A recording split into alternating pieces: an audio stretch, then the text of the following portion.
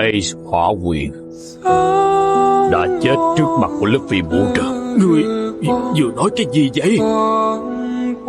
Luffy, Bây giờ không phải lúc để tôi lây quay ở đây mà không làm được cái tích sự gì hết.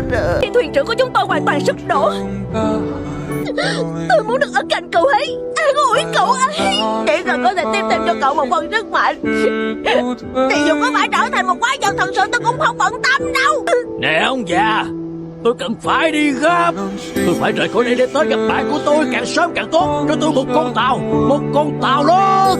Ta cần một con tàu để rời khỏi đây ngay lập tức. Xin lỗi, vì bây giờ có một nơi tôi cần phải nhanh chóng quay về. Ngoài ra thì tôi của hiện tại cũng không cần ai phải bảo vệ. Cậu phải chờ tôi. Bằng mọi giá tôi sẽ trở về. Tôi vẫn còn đồng đội của mình. Tôi rất muốn gặp lại họ.